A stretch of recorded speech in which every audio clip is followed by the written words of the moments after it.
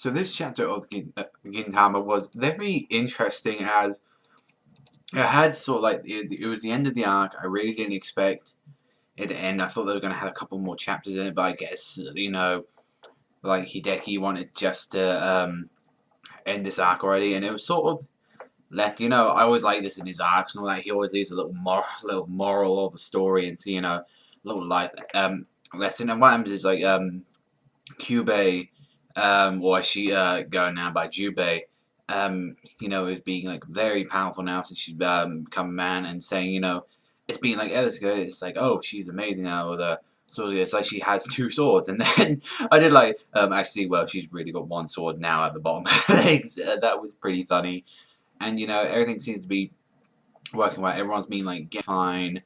I think it helped like Shinpachi may become a better man, or like he wanted to focus on getting used to being a leader.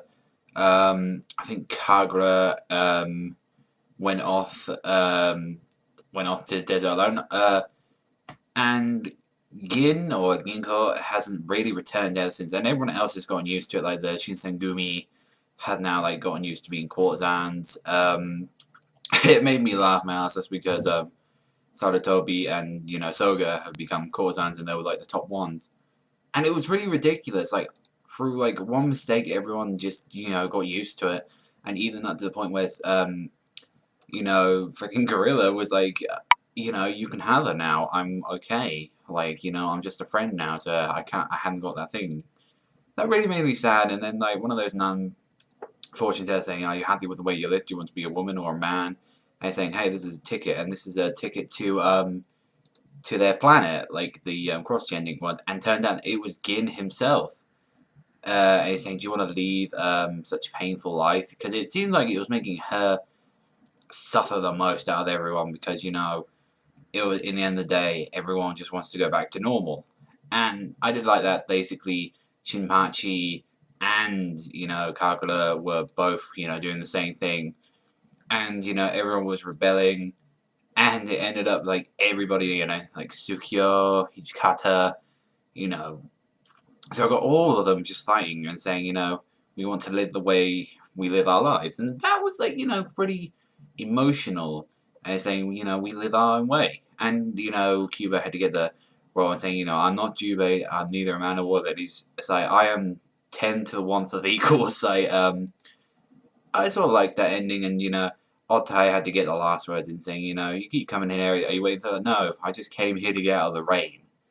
But I think she was trying to symbolize that the rain meant like all the suffering has gone. I don't know, maybe something like that. But it ended off with all of them just smiling, having a good laugh, everything's back to normal. I liked that at the end. That was a pretty cool ending, actually. I thought that was nice. But yeah, we're now at the point, like, there we're getting a new arc probably in a couple of weeks. Cross-gendered arc, I liked it. It was alright. It just felt very weird at other times. This week wasn't funny, but it was just morals and just a life lesson, I guess. When people get stuff they once thought, in the end they don't want change. Sometimes it just doesn't work out for everybody, and it's like, would you force a change upon yourself, or that mean forcing others around you had to change as well? I don't know. Let me know in the comment section below what you think about that. Because, like, mind you, that involved my friends as well. They had to go for Jurassic Stage just for my sake, and it was forced upon them. Then, I wouldn't want that. Like, I would like to change it back myself. But let me know in the comment section below what you thought about it. But that's all from me, everyone. So thank you very much for watching. Remember, Savagezweipanda, sign out, and I'll see you next time, people.